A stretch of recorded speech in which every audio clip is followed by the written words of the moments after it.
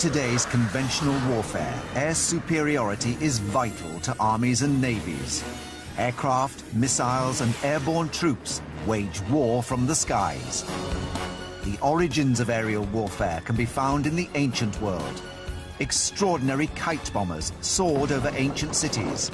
Rocket-powered missiles preyed on enemy ships from the air. Ancient ballistics experts created the first land-to-sea missiles that skirted the waves and smashed into enemy hulls. And at an altitude of 6,000 feet, this ancient discovery's paratrooper trusts a replica of a 500-year-old parachute with his life. Airborne assault is our ancient discovery.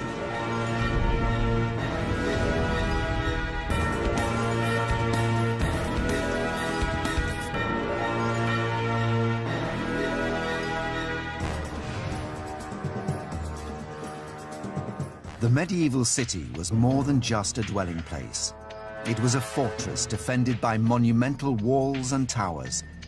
Some, like the great city of Constantinople, now known as Istanbul, had a series of walls and ditches. Others had single walls so massive they still stand after thousands of years. Attacking a well-defended city was a long and difficult process. Every tactical or engineering advantage was explored and exploited. Some ancient military innovators dreamed of attacking enemy fortifications from the sky.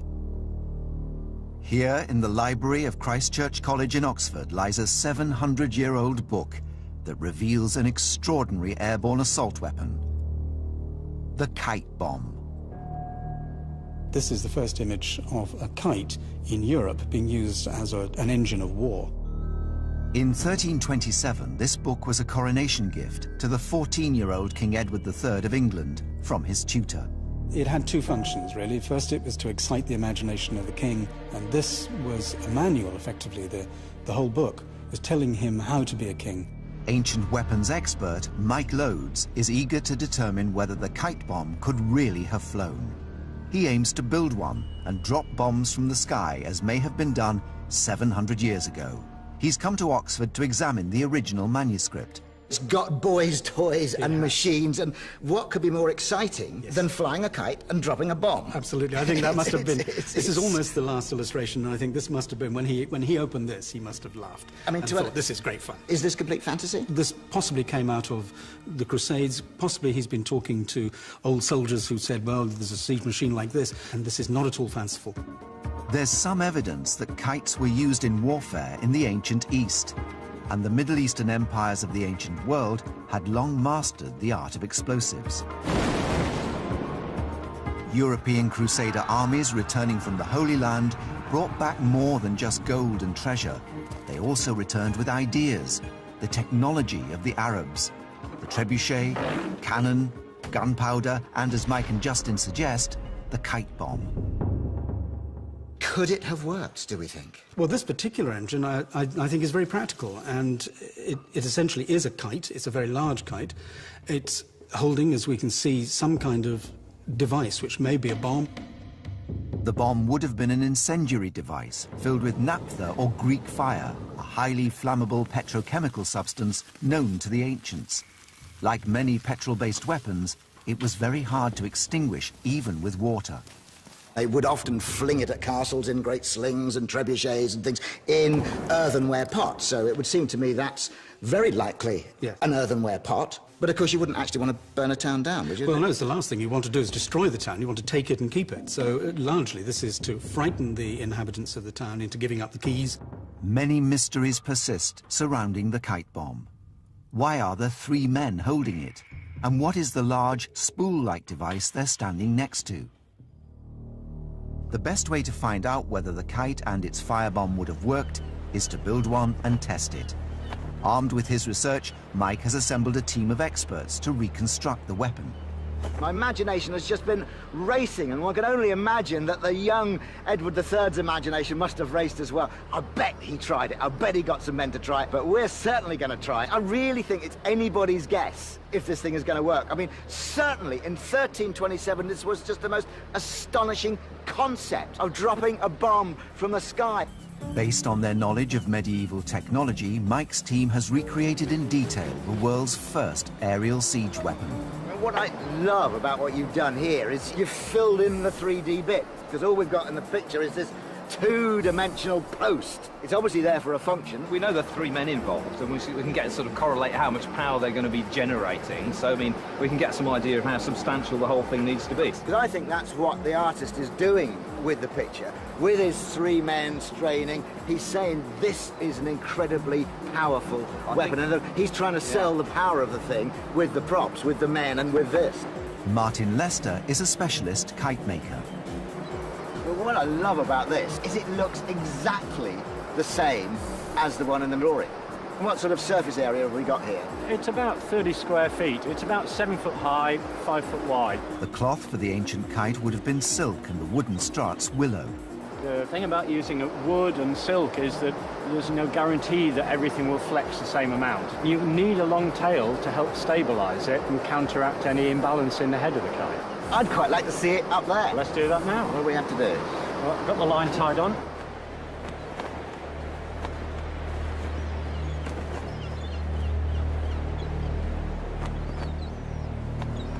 If you were wanting to lift a payload of explosives above a town, is this a design you'd choose? It is. I mean, you want a nice steady kite, something that's not going to chase around all over the place with the wind. Well, it is a very well-behaved kite. And with the long... It's being obedient. Well, the long tail just helps steady the whole kite. That's the deal of the tail. Hundreds of years before the invention of modern aeroplanes, it was known that all aerodynamically stable devices require a tail. It's relatively easy to produce lift, but such lift must be balanced by the weight and drag of a tail. The two forces act against each other, but in unison, to give balance. And it makes it look really spectacular too. Yeah. So, is this, do you think, just a spool to wind it in when we finish, or could it serve some function?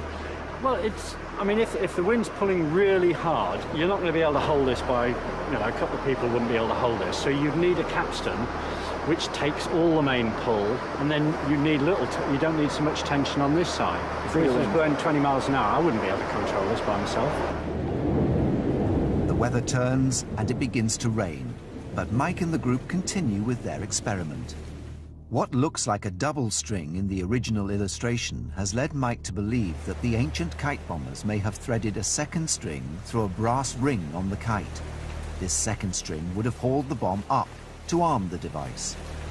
The bomb casing is made of earthenware. It contains 4 pints of flammable agent with a total weight of 5 pounds. Though kites can fly in the rain, there's one weather condition that will defeat every kite on Earth. The wind's just dropping too much here for us to be able to do this at the moment. And this obviously would be the frustration. The kites are completely dependent on wind. Seems almost moments ago that this magnificent dragon was right above our heads and its angry tail thrashing with menace. And now look at it. Clearly, if we were on a battlefield, kites are not great because the army will have gone home before we can use it. But on a city, well, you can just wait for a windy day, and we're going to hope this wind picks up. At last, as the light fades, the wind returns and the kite bomb can be armed. The illustration suggests the young king and his men would have threaded the second string through the brass ring and hauled the bomb skywards. Then they would have walked the kite over enemy city walls. The release mechanism of this complex machine is a simple blade. The string is cut. The rest comes down to gravity.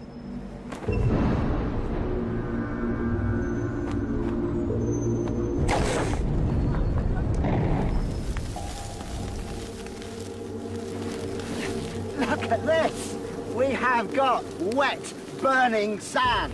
It's a light on a wet beach, so this is really going to take out a town. You imagine a medieval town with all its thatch and its wooden buildings. Our kite works, our bomb works, our targeting is good. This would be a terrible terror weapon. The kite could have held an entire city to ransom as the shocked inhabitants recoiled in horror. Whether the kite bomb was ever used in warfare is not recorded, but this ancient airborne assault weapon certainly was.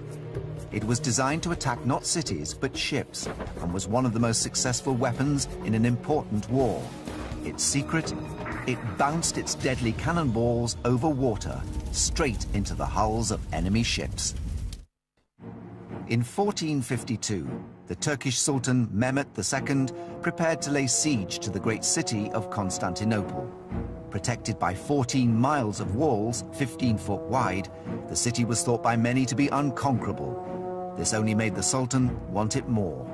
His father had besieged the city, his grandfather had besieged the city, all his ancestors had been trying to take Constantinople. He wished to be the Sultan who achieved this great feat. In order to succeed where so many had failed, Mehmet realized he needed to weaken the city by cutting off its supplies. This meant severing its major supply route, the Bosphorus. Constantinople is situated with ideal connections by sea to the Mediterranean, to the Black Sea. So its water routes were vital to its prosperity and vital to its security too. Mehmet immediately put his plan into action. He decides to build a major fortification to cut shipping up and down the Bosphorus. At the channel's narrowest point, he built a castle called Rumeli Hisar, opposite the older Turkish fort of Andalu Hisar. Together, the two fortresses could control all traffic through the strait. To prevent ships passing through, Mehmet relied on his cannon. A familiar sight on the battlefields of medieval Europe, the cannon was a powerful weapon that could fire a stone ball up to 3,000 feet.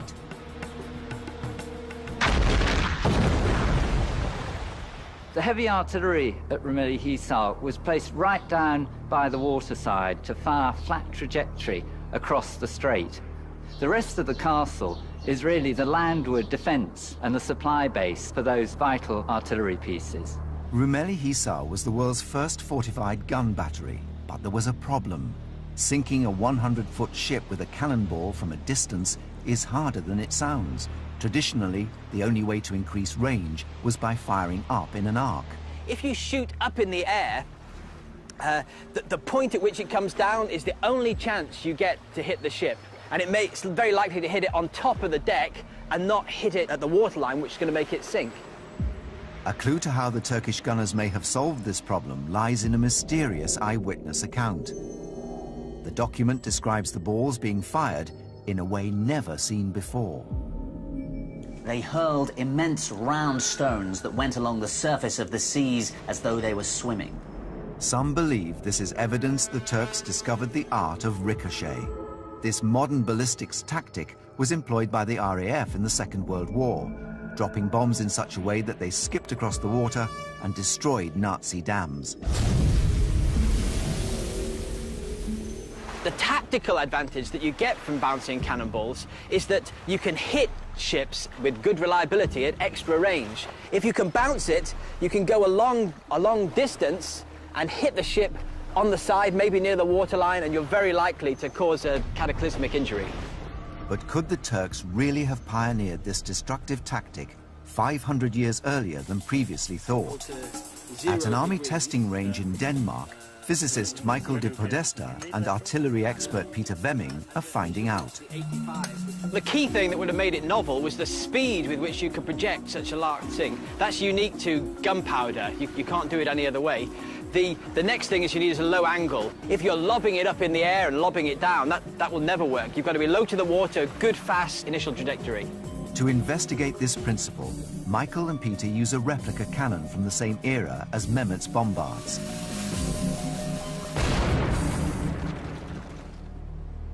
The ball hits the water at 300 feet per second and bounces first time. A closer look at the physics shows how the water repels the ball.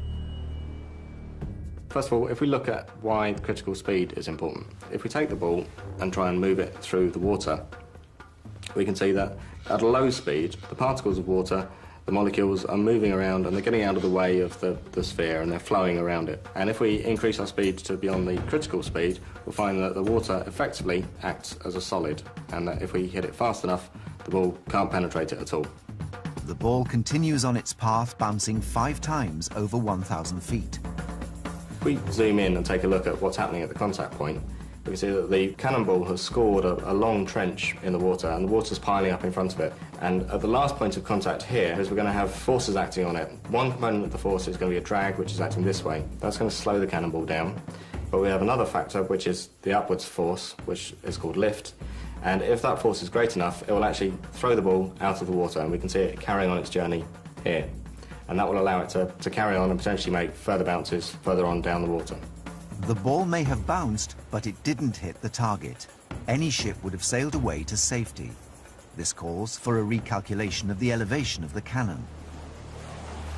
They had fine directional stability, but it went too high, 1 or 2 more meters above, and then it went down and bounced. Beautiful. It was a beautiful shot, but so we have to correct it now, get it maybe half a degree down. Half a degree down? Yeah. I think down a little bit. But not much. Not much. Yeah. Once adjusted, the cannon is fired again. Once again, the ball can be clearly seen bouncing across the surface of the water. This time it smashes into the target, driving a 6-inch hole through the solid wood. That was amazing and a bit lucky. What do you say? Oh, yeah. Just down at the bottom right there? Yeah, it went to the right and it had hit the water in front of the target, and then it bounced 5 or 6 times. That's I quite saw amazing. Yeah. Our investigation has proved that it is possible to bounce cannonballs across water and hit a target. They must definitely have been able to do this. It's just completely... It's taken us a few shots to get it right, but it's definitely... They must have been able to do this. On the Bosphorus, this tactic was soon put to the test.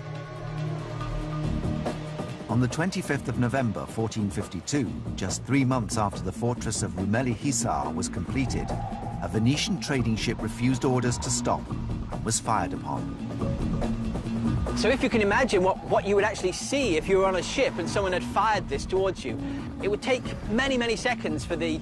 you'd see the flash of the cannon, a little while later you'd hear the bang, and then you'd see perhaps a few dots on the water, and then bang, there'd be a hole in your ship. The ship was sunk and its 30-man crew executed. From then on, it was clear that the Turks were masters of the Bosphorus.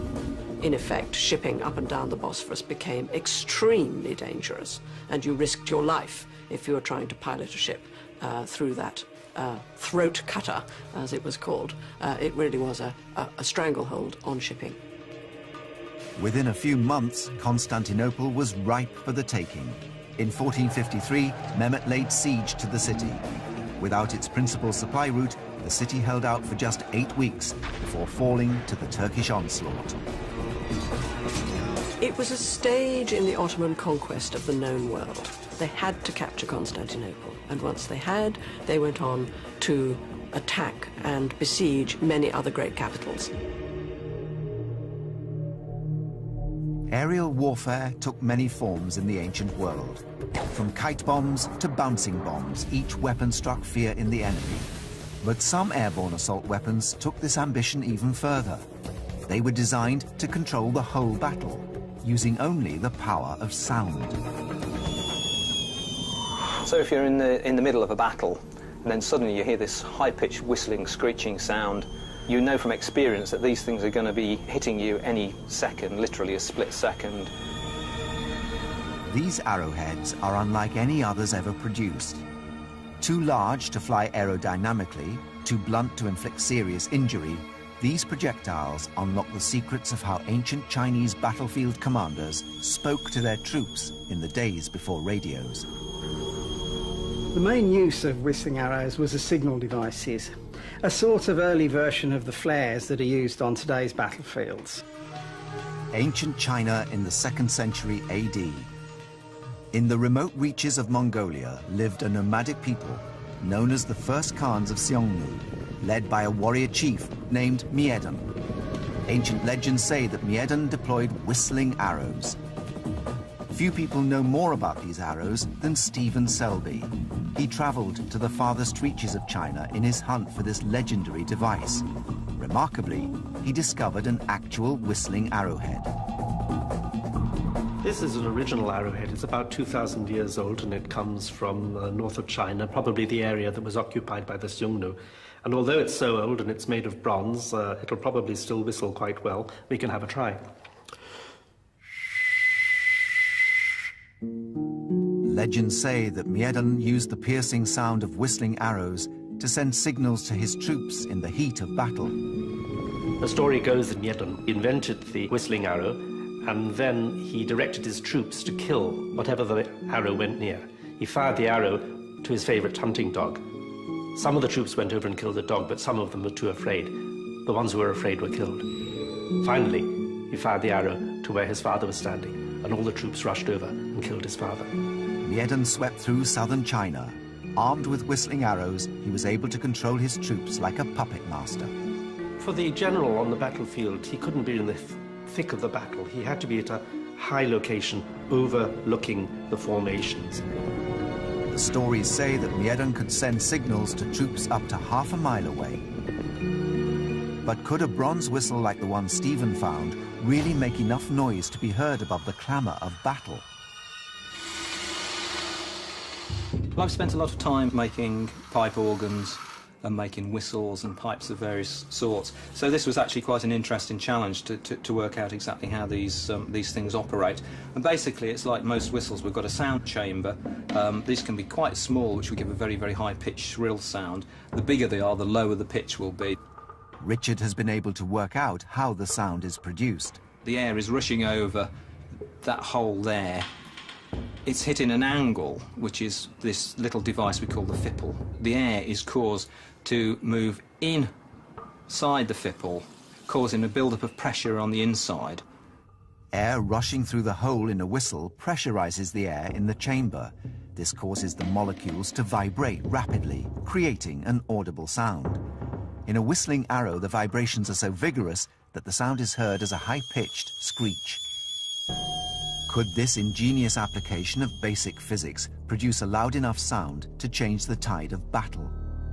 At Cranfield Weapons Testing Facility near Swindon, Stephen Selby will put the whistling arrow to the test. He's rigged up a decibel meter to gauge any change in audio level. We've fixed up this sound meter here, and it's on the wall just at the place where the arrow is going to fly past. And it'll continuously measure the sound, but when it reaches the loudest level of sound, it'll just freeze there, and then after the test we're going to be able to read off what the maximum sound level was.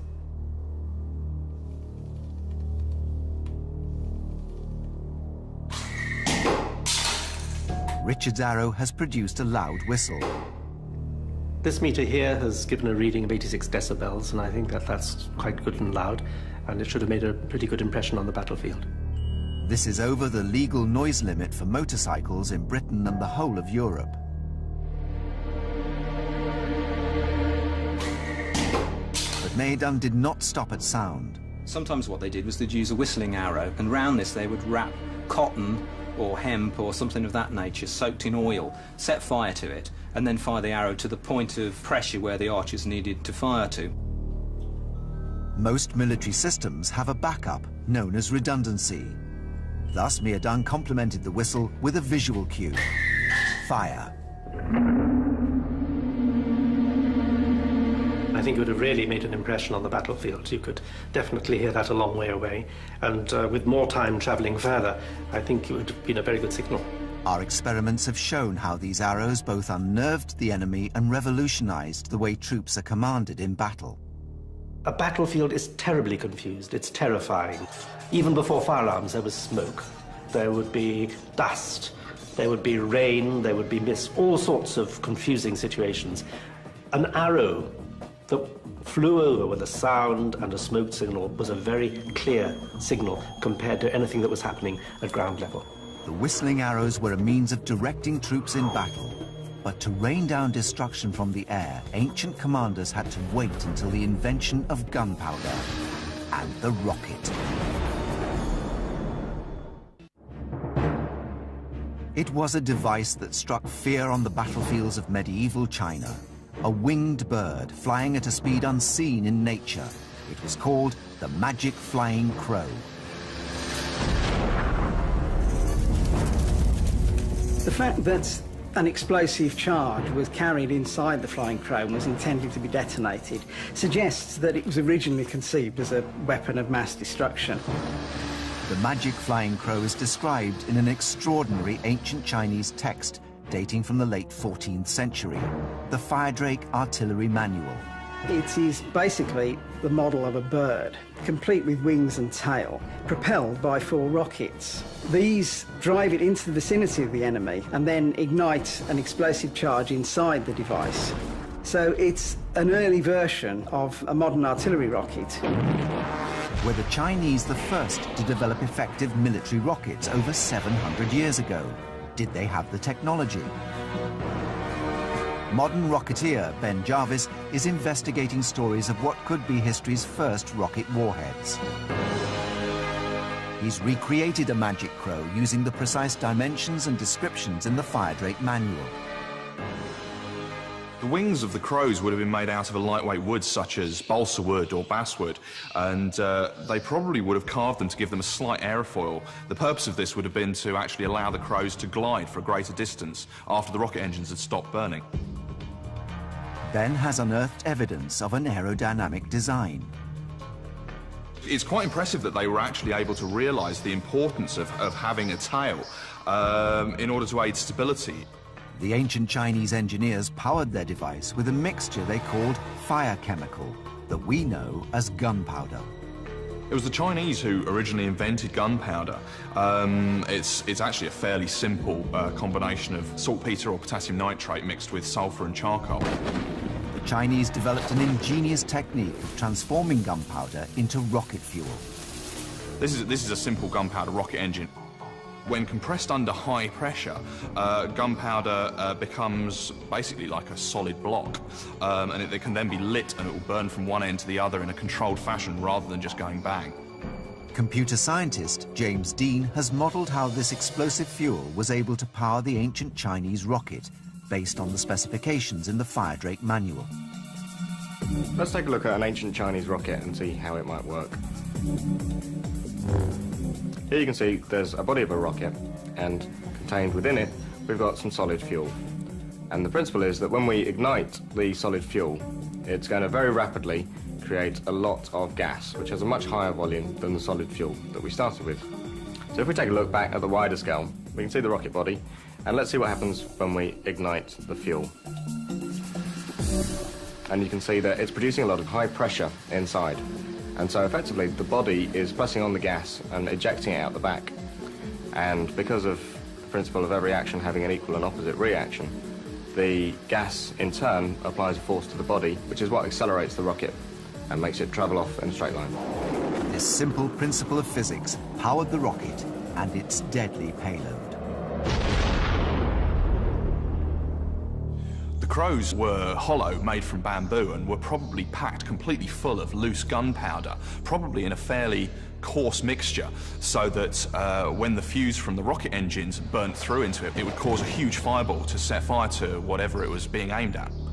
We've done all the work we can. We've built what is hopefully a fairly accurate historical representation of one of these exploding crows. All we can do now is go and see whether or not the world's earliest cruise missile ever actually would have worked. Ben Jarvis has teamed up with explosives expert Paul Birch to explore the destructive power of the magic flying crow. We're going to do this first test without the explosive warhead in the crow. The main reason is this is a very unusually shaped rocket, and anything with wings can inherently be very erratic. So before we put explosives on board it, we want to launch one, see how it flies, see how far it flies as well, and then make any adjustments before we add that extra level of danger of putting an explosive warhead on the front of it.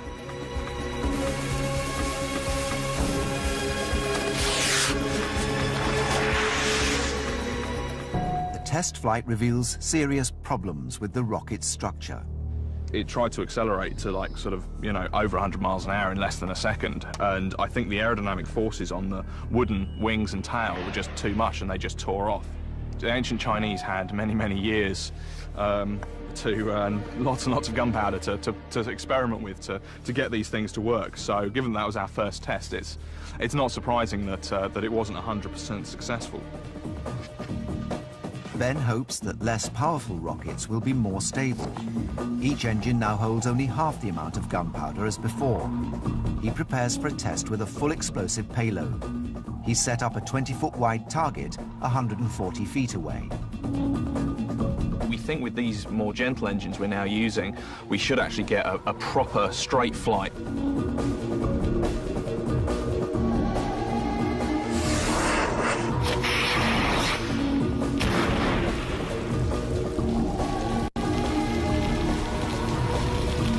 With a charge of sort of half a pound of gunpowder, which is roughly what we had in these Crows, you really wouldn't want it to land anywhere more than 40, 50 feet away from you, otherwise you'd be in real trouble.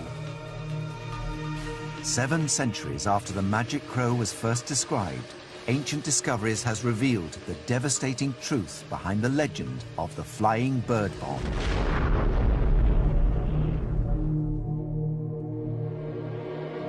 All the devices we've investigated so far have been distance weapons, but wars are won by men on the ground. No airborne weapon can match the intelligence and versatility of a paratrooper.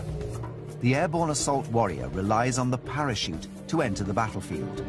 Ancient Discoveries delves into the mystery of the first known parachute, with the ultimate test of ancient technology at 6,000 feet. And we'll explore the fundamental principle of the parachute by dropping a man from the sky, holding only an umbrella.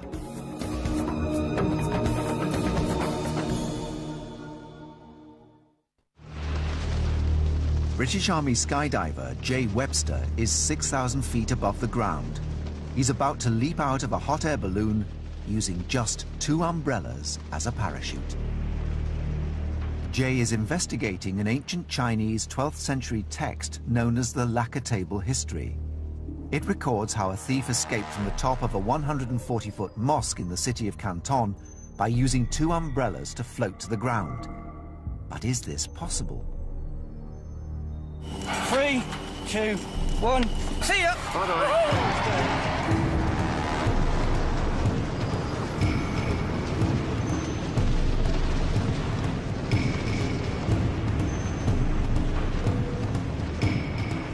After descending 100 feet, Jay's forced to deploy his backup parachute as the umbrellas collapse.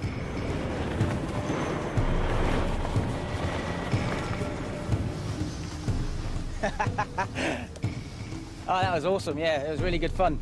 The umbrellas lasted a real lot longer than I thought they would. The main reason the umbrellas worked for 100 feet is because they were able to create drag or air resistance before collapsing under the extreme forces at work during the 120-mile-per-hour descent. By creating a force opposite to gravity, the umbrellas slowed down Jay's descent. This is the principle that underpins modern round parachutes. It may well have saved the Chinese thief's life when he leapt from the top of the mosque. But this was not man's only attempt to conquer the skies. In 1617, the world's first known successful parachute test was carried out from a 4-story building in Venice. The parachute was built by Croatian inventor Faust Verancio.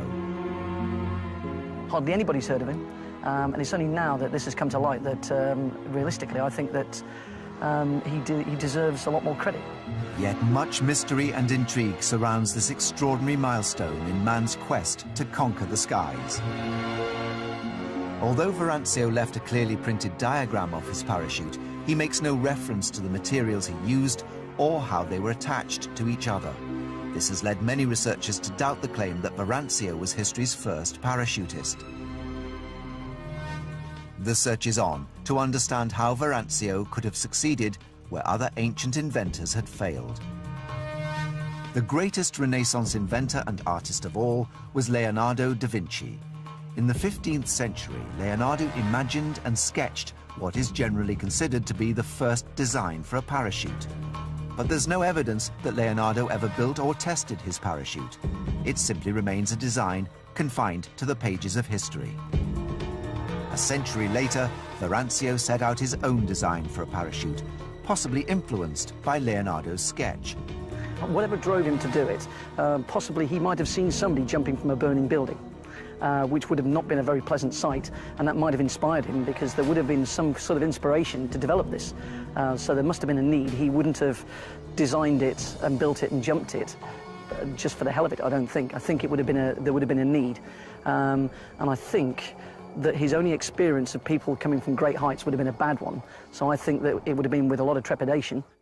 Using the illustration, leading skydiver Ray Armstrong and parachute rigger Alex Flint are attempting to recreate and test the Verancio parachute.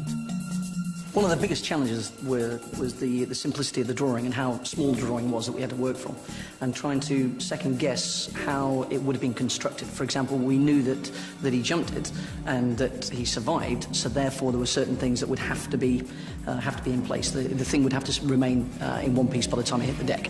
In the 17th century, Verancio would have faced the challenge of finding strong but lightweight materials.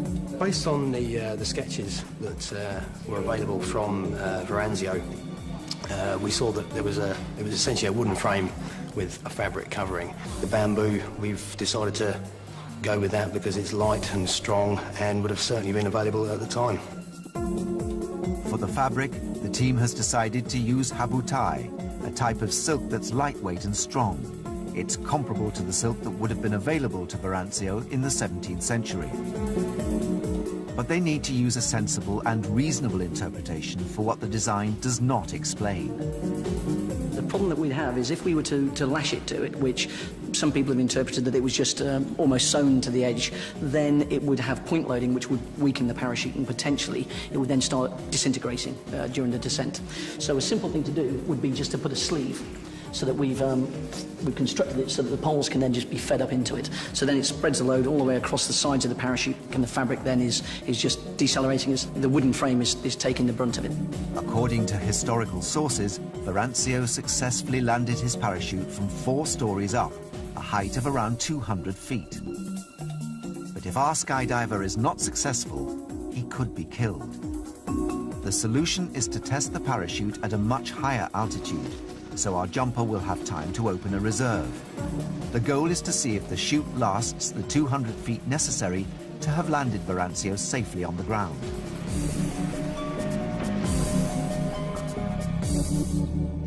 The test day dawns.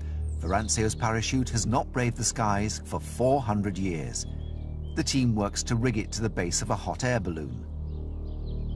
The balloon will lift the parachute and Ray 6,000 feet above the ground into the unknown. There's certain variables that we categorically won't know. I'm an advanced parachute rigger, and I'm used to using modern technical textiles to produce the best result. Now, this has stretched my understanding of materials, and there is going to be things that we just can't have taken into account, i.e. until you've suspended something below a balloon and it started moving, we don't know the stresses and strains that are going to be put onto it. Ray's safety will be in the hands of Alex, who's responsible for rigging the parachute to the base of the balloon basket. We haven't had any opportunity to test the equipment, the bamboo canes that form the structure of the parachute. It's a natural material. We know it's strong, but it's difficult to quantify its own strength because it is a natural material. 400 years ago, Verancio had no idea if the parachute would break his fall or disintegrate and send him plunging to his death. There are so many things that could fail. Hopefully we've covered everything. The team's major concern is whether the silken bamboo frame will stand up to the forces of drag. The real test of this parachute is if we can drop and fall for 5 to 10 seconds with it staying intact, then it has been a success, because that would have been enough time to slow the descent down so that he would have survived. The most critical part for the team is the initial takeoff. We have to get the balloon off the ground, get the parachute under the balloon, and then Ray under the parachute. Before every jump, I do get a bit nervous.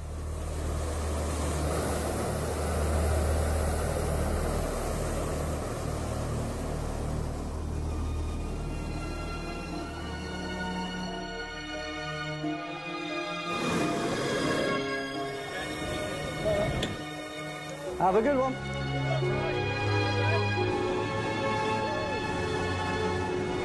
The balloon takes 12 minutes to climb to 6,000 feet. If the parachute holds together for 10 seconds after its release, it means Verancio would have survived. The moment of truth has arrived. Okay. Ready? 3, 2, 1, go!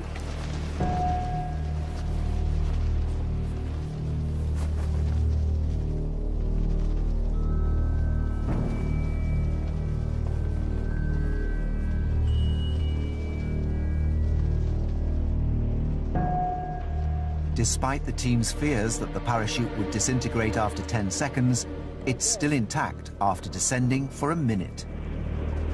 But can Ray safely land the Verancio design? Suddenly, Ray hits a problem. The wind is blowing him away from the drop zone towards a housing development. The parachute is at the mercy of the elements. For his own safety and that of the people on the ground, Ray has no choice but to hit the release and deploy his reserve chute.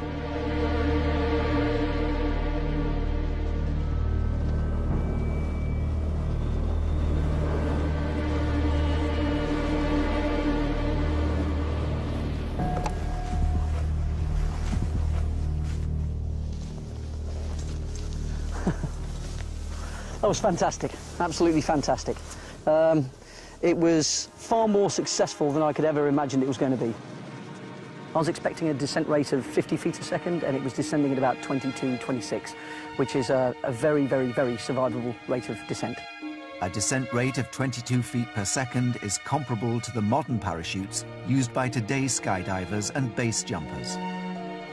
Like Verancio's parachute, they're shaped more like an aeroplane's wings than the traditional round-style parachute. I was even hauling on some of the ropes to try and distort it, to put some input to steer it, and I did actually get some input and started to move it around, which I categorically wasn't expecting. Verancio's design acted like an aerofoil during its flight. Not only did it create drag, it also created lift. I was even expecting it to start falling apart in the air, but it didn't. So to have 2 minutes of descent, and it was actually, I've jumped more modern parachutes, round parachutes, that weren't as stable. It was a very, very stable platform with a very good rate of descent. It was excellent. Ancient Discoveries has shown that throughout history, military commanders have coveted the destructive power of airborne weaponry. Hundreds of years before modern planes, rockets and paratroopers, ancient engineers endeavored to take warfare to the air with kites, rockets, arrows, and the invention of the parachute. In so doing, they laid the foundations for technology that's enabled man to conquer the skies today, with machines designed to deliver the shock of airborne assault.